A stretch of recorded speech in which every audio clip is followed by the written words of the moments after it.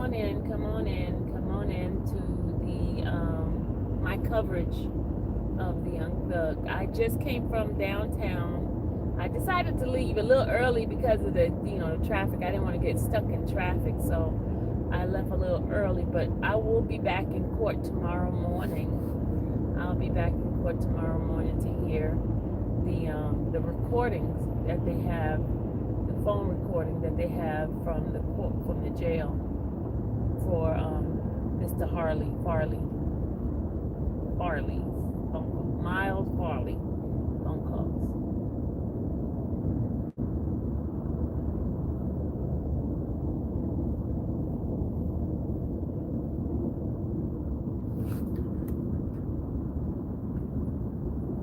Come on in, y'all. Come on in, so you guys can hear my coverage. Thank you for the like button, hitting the like button. I appreciate it. I appreciate it. I gotta tell y'all the coverage. You only get it when you go to court yourself. You get to see exactly everything. I know you guys, you get to hear, it's being shown on TV, but you get to hear the real inside scoop when someone goes to the actual court and I do the coverage.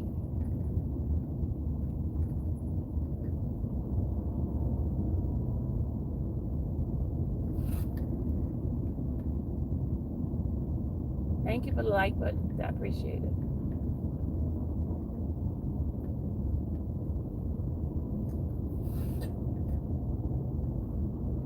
Hey, Bree.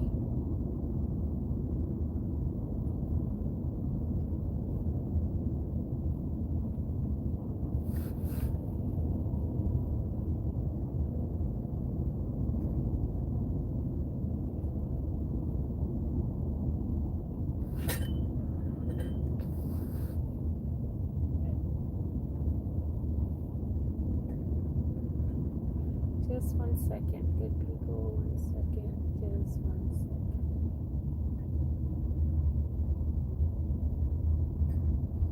Here's my thing, y'all. They need to let those boys out. They need to let them out. They need to stop this extra fake stuff that they're doing with this case.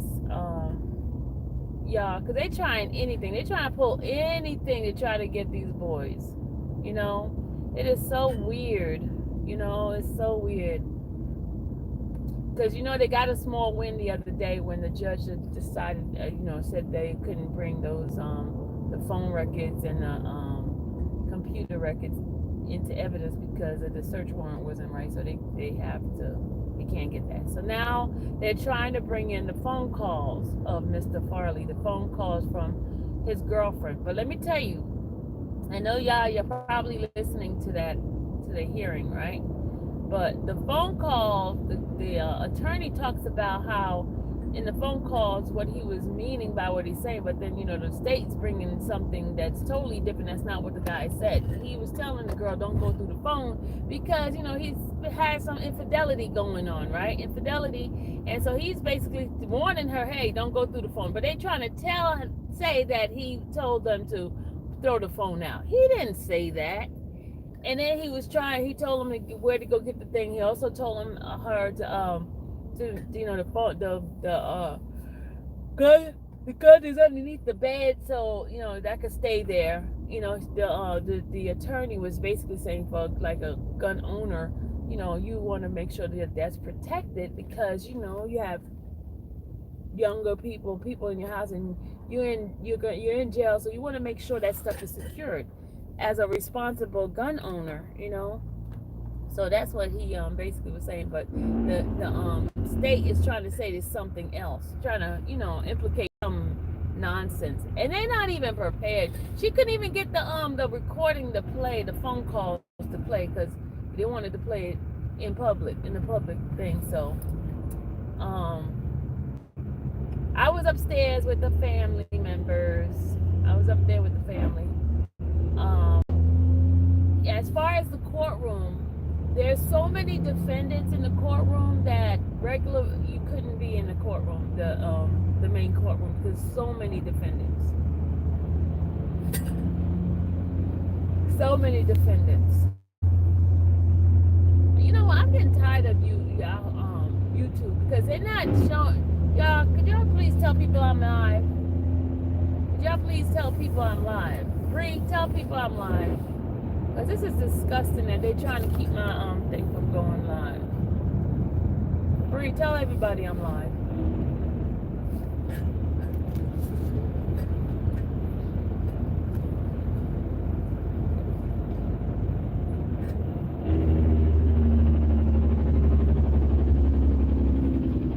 I decided to leave because when I saw the family leaving, I left too because they said they're gonna play the recording tomorrow. I want to hear the recording tomorrow.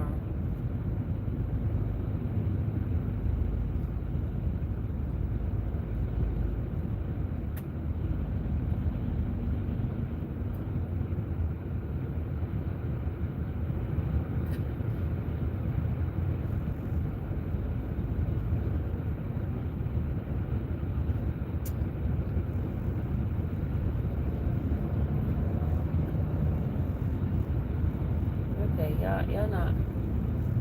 I don't understand why. Are you here? Okay, Miss Green Eyes. I want to tell y'all some stuff that I saw in the courtroom. But I don't have enough folks up in the chat.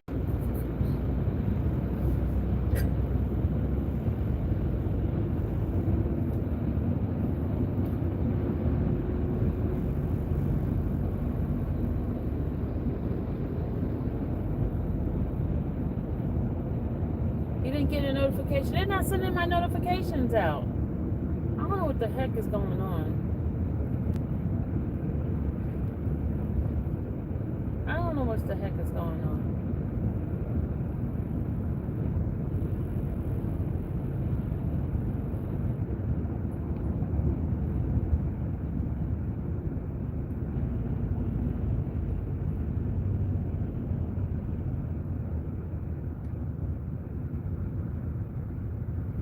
It's alright. But anyway, let me just tell y'all. You didn't get one either? Okay, y'all. Just share. Just tell them I'm live. Whoever is coming, just tell them I'm live. Bree, tell everybody I'm live. Where's Lady Coltrane? She'll get the message out to folks.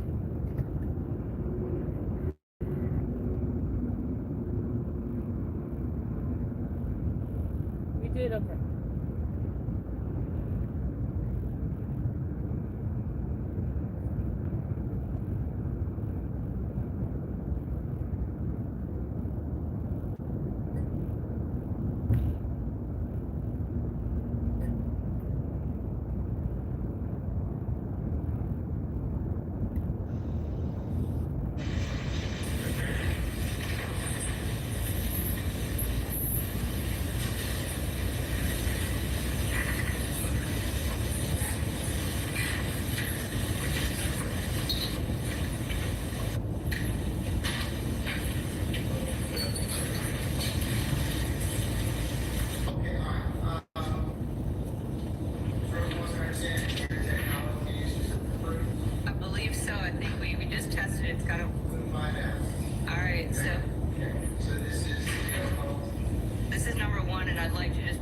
Okay, she got the phone call. Okay, hold on. She got the phone call going now. Hold on.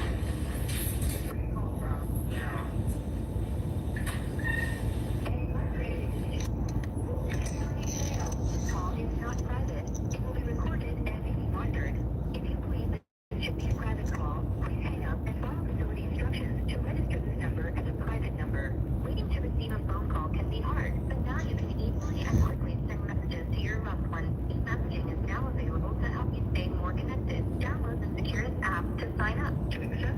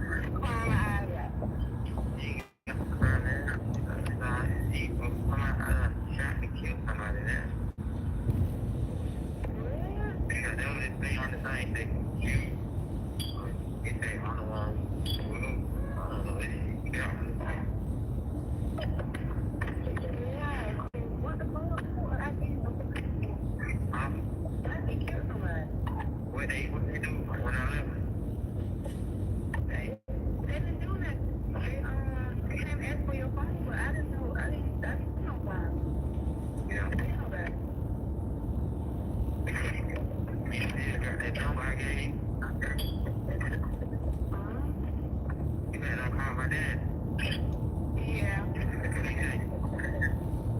He called a lawyer was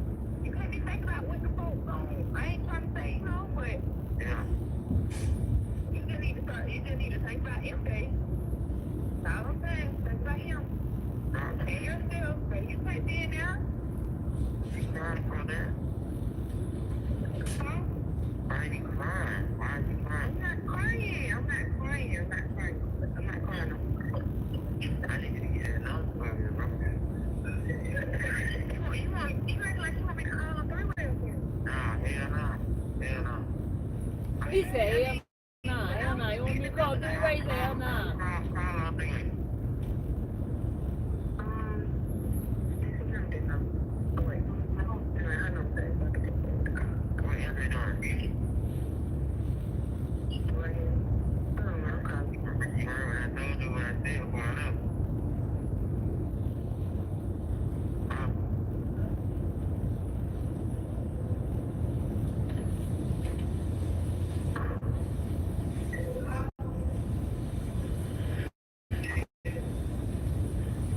The Jack is trying to get this stuff over with, y'all, because he was like,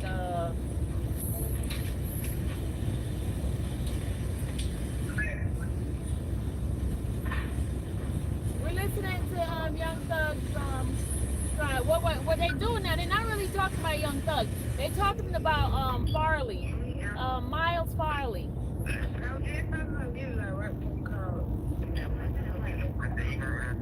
They playing the phone calls that from the jail. They try to claim that he was given instruction, which he was not. He wasn't given instruction about throwing stuff out.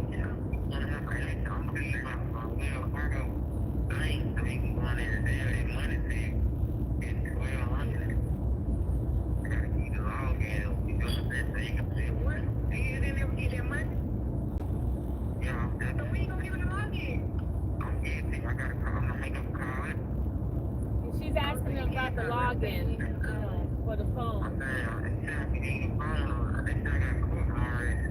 Hey, welcome. I'm gonna give you guys my exclusive coverage of me being inside the courtroom. I'm gonna tell you the stuff that they're not telling you here. I'm gonna give you the courtroom stuff. So, Your Honor,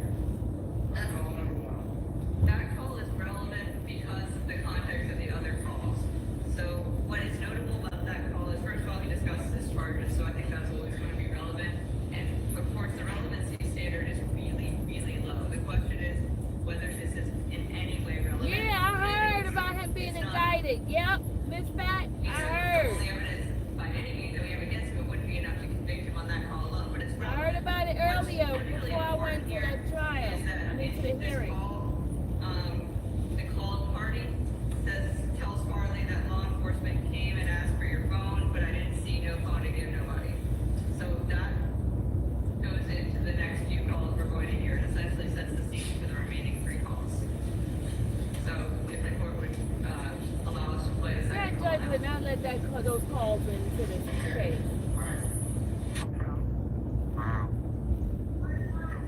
An incarcerated individual at Fulton County Jail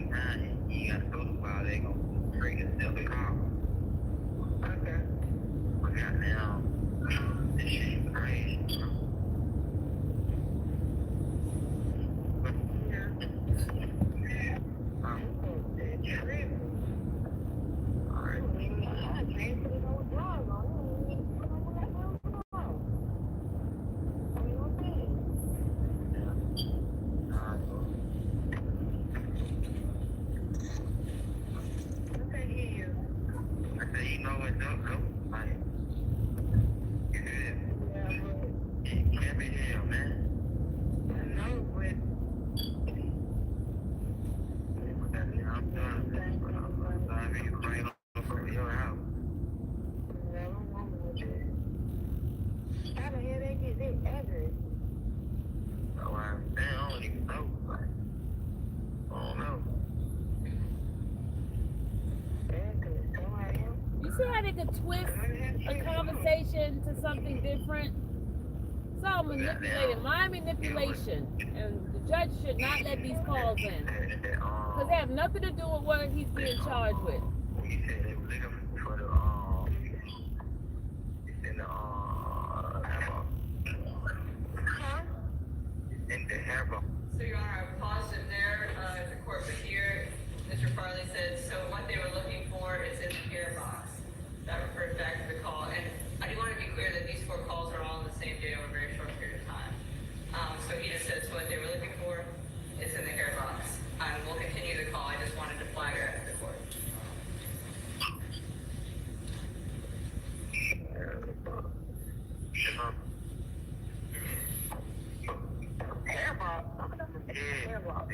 Yeah, listen, I cut that motherfucker on. He's telling her, don't turn the phone on because he's been cheating with somebody else, right? Oh, see. So, Your Honor, that's where the defendant said, do not cut that, go through that. And that is, obviously, Mr. Farley's contention was that that was because he believes it contains unsavory character evidence. I'll believe that the jury. No, you dumbass. No, he didn't want her to know that he was cheating. That's what it was all about. It didn't have nothing to do with no. Wait, yeah, you ain't hear no folk outside. What they were saying? They was at the window and shit. I heard them. Like, I ain't really want to get no street though. But What they were saying? they like, we finna come in and shit. That's why I woke you up. You know me, I don't even remember. I just remember this and screaming. Man, I had no crowd. MJ. Yeah. Right? That shit crazy, bro. That shit is lame. With the photo? I'm saying, I ain't finna keep going through this shit with you though, bro. Like, hell no. I gotta look for it. I'm not like all that back and forth shit what we going through. You see, he's talking about he's not going back and forth with her. They talking about relationship stuff. You know, We got this on the answer. yeah, I really answer right quick.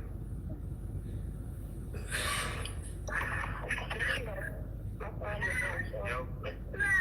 Oh, hold on, let's see the phone. I'll thank you. Oh, what's that phone on? I think it's gonna hang up to Miss Thread.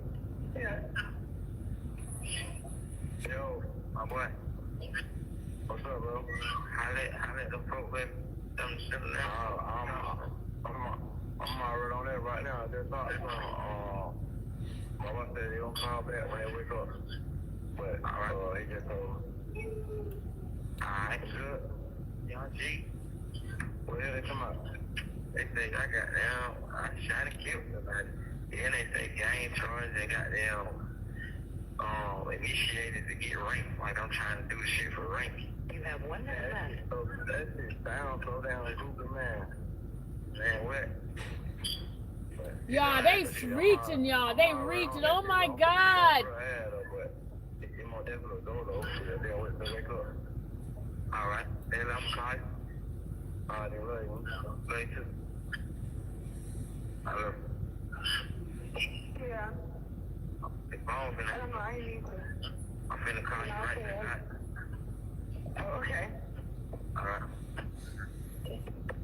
The caller has hung up.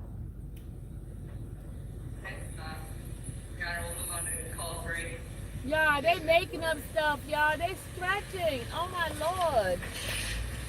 You know what? These people, man. An incarcerated individual at Fulton County Jail. This call is not private. It will be recorded and may be monitored. If you believe this should be a private call, please hang up and follow facility instructions to register this number as a private number. Thank you for using Securus. You may start the conversation now. Hey. We, You hear me? Hello?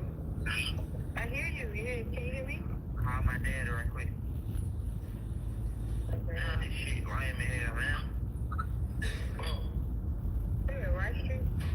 Yeah. You know, from out there, or Yeah, call that. Hello?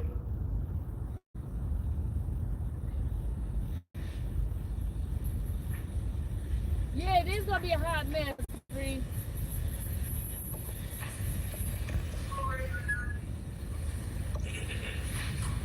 Nope, there's nothing criminal except he cheated on her and he didn't want her to go through the phone. And Shop. You got somebody to ship? Yeah. Oh, alright. Now I'm gonna take over the house right quick. Well, you know what house? Oh, okay, the name, they gonna come down. See, you know what they saying? They say, I shot and killed somebody. Then they say the gang charges. And they say the reason I did it was to get ranking initiated or something. Oh. this case is foolishness, y'all. Yeah, you know that cap. I ain't did none of that. He said I ain't did none of that. All right, I'm down here. I got court tomorrow at 12. Okay. But I need you to go to the house and get that stuff. from me now? Yes. Huh? Yes. The sweatshirt, y'all. He was giving the sweatshirt to his attorney as a gift. My gun under the bed though. You can leave it under there. So you can leave the gun underneath the bed. Yeah. So, Your Honor, at that point, the court heard Mr. Farley ask it sounds like another person that he had called party call and instructs that person that he needs to go to the house and get the stuff. The stuff, the sweatshirt, you dummy. Under the bed. So I want to relate that back to the bond motion. Here we are talking about covering up the cell phone and covering up the gun. That's exactly what No, it's happened not. based on those calls. And obviously that's relevant also to the jail He's calls. just making up And stuff. we'll keep going.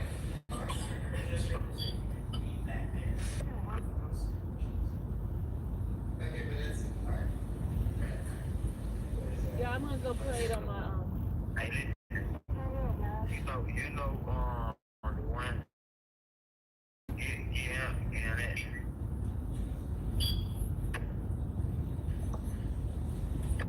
Okay.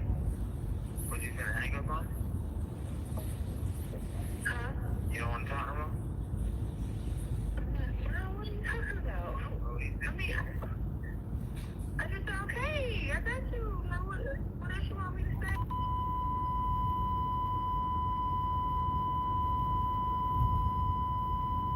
They switch it off again. They switch it off again.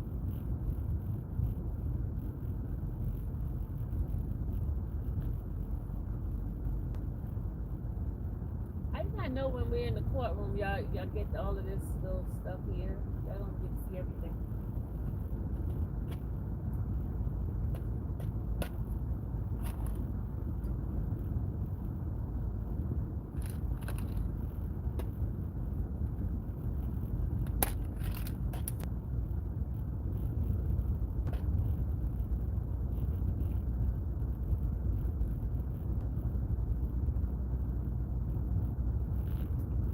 Alright. The stuff that y'all don't know about. Okay, when I got into the courtroom, the overflow has a big old screen, right? A big old TV screen.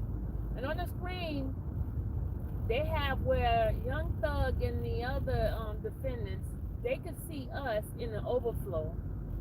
Hold on. You see that? You see well, y'all don't see it. Y'all don't.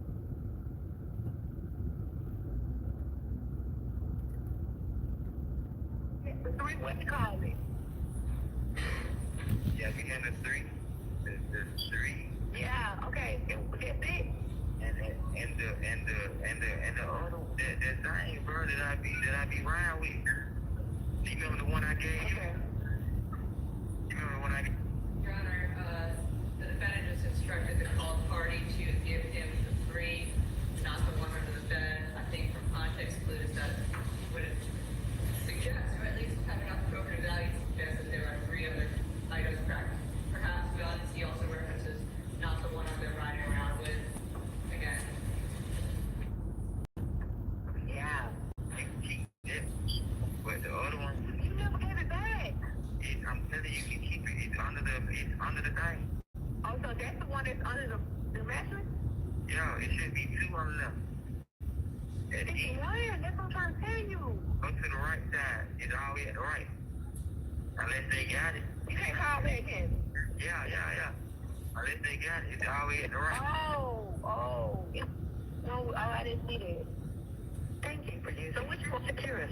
Goodbye.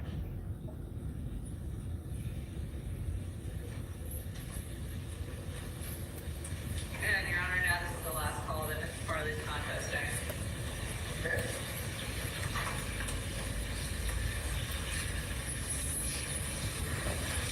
Free call from an incarcerated individual at Fulton County Jail. This call is not private. It will be recorded and may be monitored. If you believe this should be a private call, please hang up and follow facility instructions to register this number as a private number. Thank you for using Securus. You may start the conversation now. Yeah, he just said I gotta eat that. I gotta eat all right. I got 1 minute left. Shit, goddamn. If you can take the phone or show them the house, you know what I'm saying? But I'm gonna call you. If I can do what now? If you can take it up there to him, you know what I'm saying? Before you go do that, like on your way to do that. I don't know. You said like this. That's what we want. I was going to have something. And Your Honor, this is the part that we believe is relevant on this part, which is that he asked the called party to take it up there to him on her way to go to care. And Your Honor, we'll stop there. We know that the court's heard a lot of these. The court, we're welcome to play the rest of the court like good. Okay. And so at the court pleasure, I do have argument on those calls that we heard. Alright, okay, go ahead, let's see your argument. Okay. Start out on. Your Honor, so what's important here, and this is going, I'll go first with the motion in limine, and then I'll reference it back to the bond hearing. As to the motion in limine, each of these calls is relevant when considered in context with the other calls. So call one is when the called party references the fact that basically people came to the house looking for something. Then in the following calls, it details Farley's attempts to hide the item that the officers came looking for. And I think Farley seems to even concede that the item that they were looking for is a phone, because he says, don't turn it on, go throw it away, essentially get rid of it. And He did now not say contends that. that's He because said, was don't go having, through it. That's what he outside said. relationships, but we don't know that, and the jury doesn't know that. That's a matter of interpretation. No. It's enough to be relevant, and he can argue at trial what he argued here. That's a perfectly acceptable argument, but nevertheless, it doesn't make it not relevant. I It's think not relevant. that leads It's us not into relevant. two. It has nothing to do with what's happening It's in just the where he case. says all that. He says it's in the hair box, and he says where to find it, and says not to turn it on. So I think that's enough to be relevant. Relevance is an extremely low bar, Your Honor, and that is enough to be relevant. No, And there's it's not. nothing prejudicial about it. He never says don't turn the phone on because I'm cheating on you. He just says don't turn the phone on. It doesn't go into any kind of extramarital affairs or anything like that. He's welcome to interpret that however he'd like to, as is the jury, but it's relevant. It's nevertheless relevant to show that he is, in the state's contention and based off the recording itself, clearly trying to hide something that they, quote unquote, came looking for. As to the third call, I think this is the one that essentially is why the other calls are all relevant. It goes into this third call.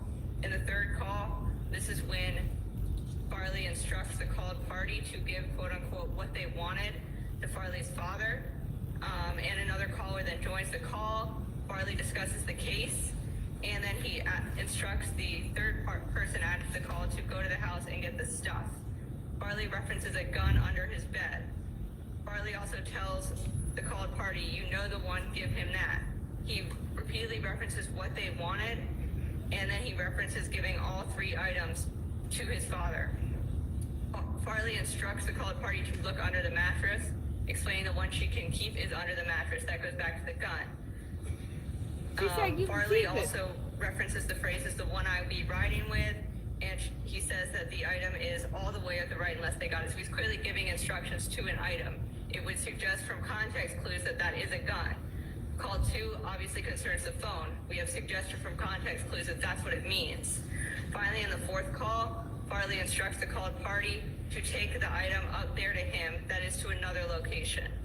Considered together, this shows that Farley made efforts to hide evidence or items for which law enforcement came to the house looking. The relevant standard, Your Honor, is very low. This is enough to be relevant evidence. It shows that Farley is trying to hide something, arguably a cell phone and a gun.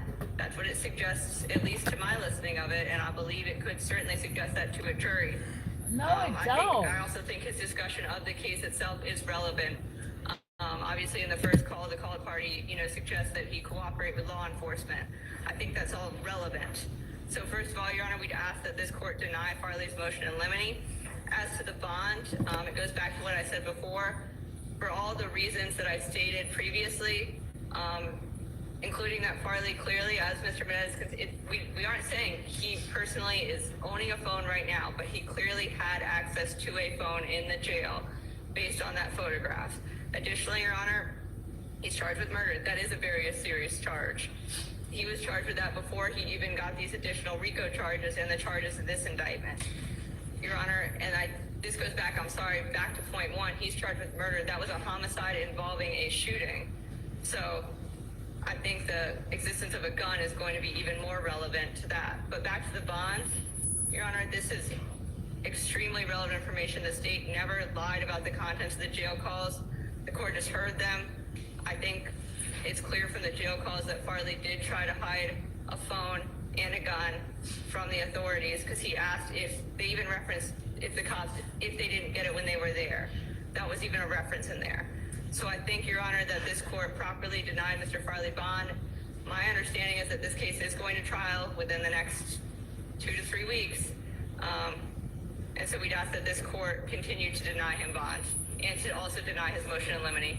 Thank you. As for the motion in limine as it relates to the jail calls, the court does find calls 1, 2, 3, and 4 are in fact appropriate and relevant, and especially in regards to So the judge find the calls relevant. What the state may introduce in trial and the conversations and context that may be relevant to violence. Also, related to the phone and the gun, there is some evidence to believe that this phone and gun are the protected to be hidden or secreted from the authorities.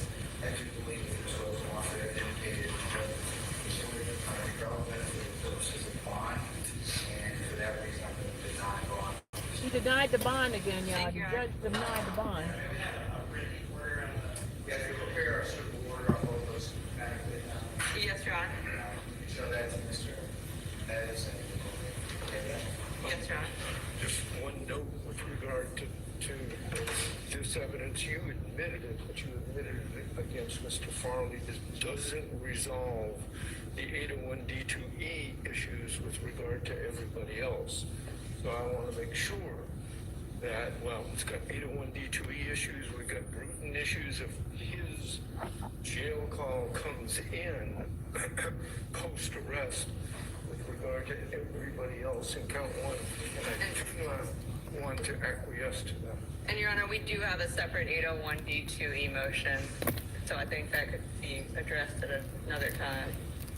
And that's correct. I just want to make sure that with regard to these particular post-arrest stages of the code, substantive issues before they can come into trial, not just against him. On behalf of Mr. Stillwell, I join in Mr. Harvey's. Mr. Harvey and Mr. I would ask that you more or less listen to that I can go ahead and have this. I found think there are. Man, they're really trying to get these boys. You'll need to file some particular That judge? Not you. Oh, I'm sorry. Yeah, the other strap man, Mr. Harvey, okay, they adopted your motion, need to particularize their own motion, because it depends upon what it says as to whether or not it's initially or not. Right. So, Yeah, he's a names, court with a etc., we need to identify the statement and give some particular type of discussion as to why, as to what the court can consider. Oh, I have filed such motions, but not towards this Well, particular statement. look, a lot of folks, just particularize it. A lot of times, that's what we usually have, the court has to kind of look at each statement by itself as it relates to that particular event. You're entirely correct. Let's, as far as it goes, however, your lordship, but let's flip that a little bit. We filed a motion saying, hey, look, what 801D2E potential statements or statements of co-defendants are you going to use, so that we file a motion in limine, but you got to tell us what you're going to use, like this one. So we can't particularize this whole mass of statements. Mr. Rosenwasser, you're going to need to kind of parse out and do a little homework, whatever it is that you decide to sit down and talk in this decision, because it will affect your opponent's opportunities to file.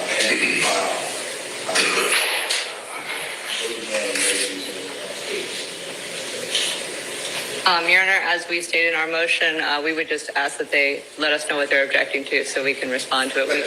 Okay, Mr. Harvey's saying that you need to identify what statements you're going to, like for example, if you're going to introduce statements again, involving the defendant A, you need to go ahead and let them know you're going to do that. Why is that important? Because if the defendant C says, that implicates me, then I need to be able to respond to it. Your Honor, we provide all the statements we have in discovery. I think generally because it's a RICO, everything's going to apply to everyone. So if they could just object, it's going to be a lot easier for me to be able to prepare a response, because generally our position is that all the co-conspirator statements, they are going to be admissible against everyone. So that's yeah, given the type of case, but to the extent that you can, and it will affect, because then I would certainly advise A blanket statement that every statement everybody ever made since 2013 is a co-conspirator statement is blatantly overbroad. For example, this post-arrest statement from Veal telling someone else to do allegedly something, and I don't know how he's going to explain it, but if that comes in, that's not a co-conspirator statement. I don't believe and will argue that, but we need to have it identified. Everybody has talked to everybody for the 8 years. Well, see, Mr. Murray, that's part of the state's, I guess, with the RICO statute and its applicability. That's one of the most powerful aspects of the statute. Bingo, but it doesn't trump the 801D2E exclusion. It's got to show it's in the course of, in furtherance of the alleged conspiracy. So there are more hurdles than just saying, it's a conspiracy. Everything everybody says comes in. And even Mr. Botts knows that. Your Honor, we have a full motion on that. Sometimes they're in CLEs. That's along with you, so that may be a problem. I'm working on it. And Your Honor, I would just like to say,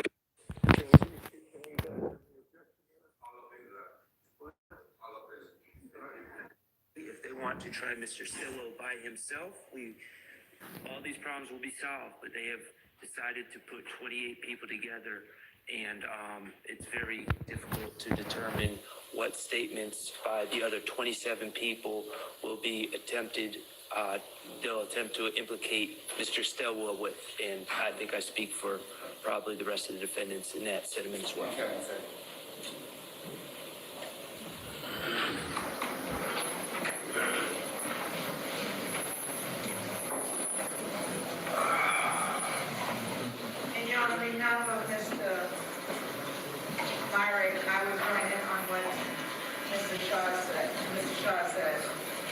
Mr. Harvey said, unless you opted out, I'm going to assume it is that it'll apply to the rest of you, okay? All right, bless you. All right. We got Mr. Floyd here, Your Honor, for the murder. I see him. Okay, all right. So, but to the aspect of that, Ms. Rosenwasser, you will have to kind of distinguish out or those particular statements. I would tend to agree with Mr. Harvey about that. You're going to have to distinguish the 801 D or E issues. Okay. Yes, Your Honor, I'll communicate that request to trial team and get that information to everyone as soon as I can. Yeah. So I mean, it'll just make things a lot easier. Absolutely, Your Honor. Okay. All right. And you'll prepare an order denying that the issues as it relates to the motions in limine to the jail calls as well as to the bond, correct? Yes, Your Honor. Okay, wonderful. All right, okay. Mr. Floyd, good to see you, sir.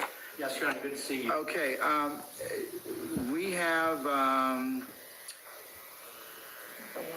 amended special in General Demur 1, this relates this to Mr. Farley, to dismiss count 1. There's an amended special in General Demur's 2, overt action jurisdiction. 3 pertains to overt action, insufficient specificity of vague terms. 4 is unindicted co-conspirators. 5 is insufficient nexus. 6 is distinguishing between overt and predicate acts. 7 is duplicative counts, and then related to that would be an amended motion to sever, an amended motion to sever, and then the amended motion to sever his trial. There's also one to dismiss the RICO count. Ready on that? Yes, to dismiss the RICO count. Yes. Is that the Constitutionality. the constitutionality of it? Yes. If you could deal with those, sir, that would be wonderful. Okay. Mr. Menendez, do you wish to have any further argument on it, or do you want to stand on your brief and I can let Mr. Floyd respond, or? A little bit of argument around. Okay. All right. Go right ahead.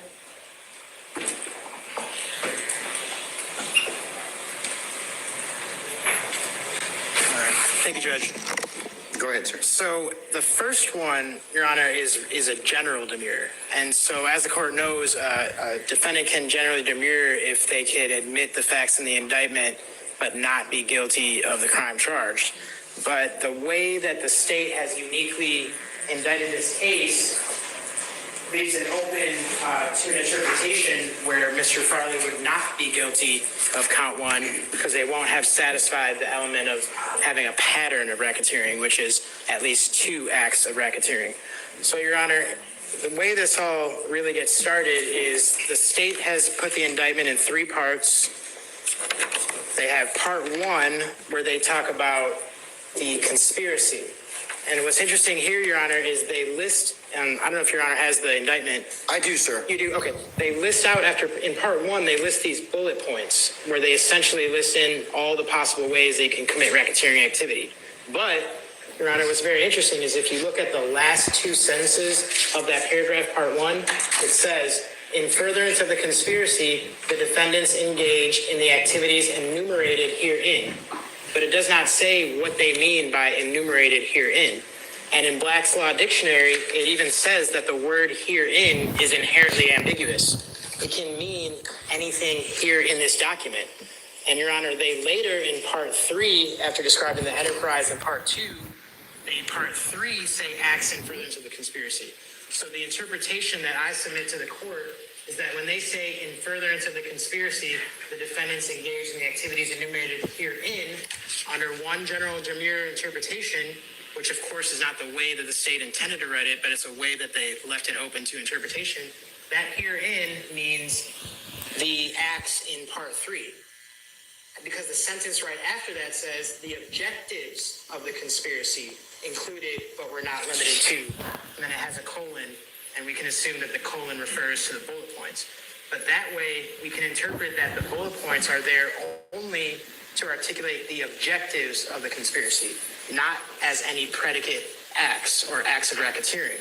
So when they say herein, they could be referring to just part 3. And Your Honor, in the 1 through, however many it is, 1 through 91 overt acts, Mr. Farley is only alleged to be part of a few of those, numbered 95, 103, 110, 120, 132, 141, 173, and 176. And then also very interesting, Your Honor, that first paragraph of part 3, it says, in furtherance of the conspiracy and to the effect its objectives and purposes, the defendants committed and caused to be committed, among others, the following overt acts, certain of which constitute acts of racketeering activity. So they've left open this ambiguity that of these 1 through 191 things, they're overt acts, all of them, but certain of them are acts of racketeering. So then, Your Honor, under my interpretation as a general demurrer, you can look at each one of those acts and see that only 2 of them actually articulate criminal behavior. Because 95 talks about lyrics of a video that he's not even rapping in. 103 talks about a video that he appears in, not criminal activity. 110, again, talks about a video with some lyrics. 120 talks about him posing on a social media with clothing that has the word slime on it. Again, not criminal, not an act of racketeering. 132, engaging in a conversation. Again, Judge, that's not an act of racketeering activity to engage in a conversation, although that's the one where Mr. Williams is alleged to have made some kind of comment. 141, they talk about him having a tattoo that says ESPN, every slime plays nasty, or Rock Crew, Raison Cleveland. Again, Your Honor, having tattoos is not an act of racketeering. 173 and 176, though, Your Honor, are where they do accuse Mr. Farley of murdering Mr. Drinks.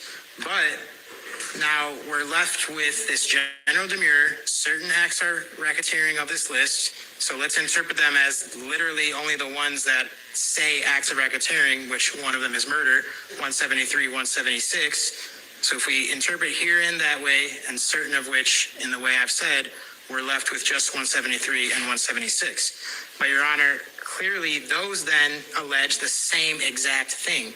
And I know the state's going to get up here and say, well, they're not the same exact thing because they satisfied different elements. But Your Honor, they, in their manner, which they didn't have to articulate, they say that the defendants caused the death of Shamel Drinks, an associate of a rival gang.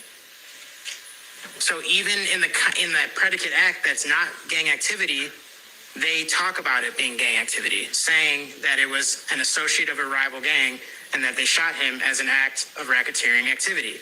And then again, we have the same murder of the same person on the same time as the same alleged supposed gang, and it's worded the same, Judge. It's slightly different, but in both cases, they're talking about gang activity and a murder. And so that's not a pattern. You can't say that those 2 acts of racketeering activity constitute a pattern because they're the same act. They're going to say, well, one is they act as part of a gang and one is the act itself. But when they articulate the act itself, they say an associate of a rival gang. So they're saying there's gang activity even in that count itself. So they've just messed up here, Judge. They've left open an ambiguity to a general demurrer where I have found an interpretation that Mr. Farley in this indictment is only being accused of one act of racketeering activity. And Your Honor will see that the definition of racketeering act of conspiracy to commit racketeering activity is a pattern, and a pattern is defined as 2 or more acts, whereas they've only, under my interpretation, accused Mr. Farley of one act of racketeering, which can't withstand a general demurrer, and so that's why it should be dismissed as a general demurrer for count 1. And Your Honor, my relevant definitions are just, OCGA for the record, 16-4-4, which talks about the pattern. OCGA 16-4-3, again, defines that there needs to be at least 2 acts of racketeering to constitute a pattern. I cite to Black's Law Dictionary where they concede the inherent ambiguity of the word herein. And then I cite to Meeks v. State and Johnson v. State as it talks about demurs, Your Honor. So that's basically the argument of count one, is that there is an interpretation that I've just articulated where it leaves only 173 and 176, and that those are the same exact thing, even the murder, because it's alleged as gang activity in its manner, and that that leaves us with just one act, the alleged murder of Mr. Schmel Drinks as part of gang activity, and that's not a pattern, Your Honor, that's just one. All right, sir, anything else? No, Your Honor, I can answer. I know it's like a lot, but I can answer any questions that the court has about that. I'm good. Thank you, Ms. Menez. All right. Thank you, Your Honor. All right, go ahead, Mr. Floyd. Two versions of this argument. The short one is wrong, wrong, wrong, wrong, and wrong. The longer one is slightly more detailed. Let's go with the longer one. I'll go with the longer one. Because it might get reviewed at some point. I understand. All right, thank you. This argument has nothing to do with the text of the statute. And it has nothing to do with the governing legal standards. There is no, I have found an interpretation standard, and there is no standard applicable to general demurs that endorses or indulges strained or artificial interpretations. General demurs are not favored, and they are not construed in favor of the defendant. That's the starting point. So that the foundation is wrong. Specifically turning to RICO, it would behoove Mr. Farley to read the indictment as carefully and the statute, to read the statute as carefully as he reads the indictment. First, 1614.4C1 is the conspiracy provision. It does not use the term racketeering activity. It does not use the term pattern of racketeering activity. Okay, Mr. Menez is absolutely dead wrong when he says a pattern is an element of a conspiracy violation. The law is precisely to the opposite, and we cited the law in our brief. It is absolutely clear that a substantive violation is not a prerequisite to a conspiracy violation. If it was, the conspiracy violation would collapse into the substantive violation. It would become meaningless, and that would violate the most fundamental rule of statutory construction, which is the court does not read so much as a word, much less. Okay, yeah, I'm gonna end this live. And later on, I'm gonna give you guys a detail of what I saw at court. I'm gonna give you guys a detail of what I saw at court, which nobody else can give you that. But anyway, you guys can go ahead on and continue watching it. It's on 11 Live, the coverage of the court case, and I'm gonna get back with you guys tonight to give you some little details of what I saw at court. All right, check you guys later, because everybody's watching the main stuff, so I'm gonna end my live. Talk to you. Bye.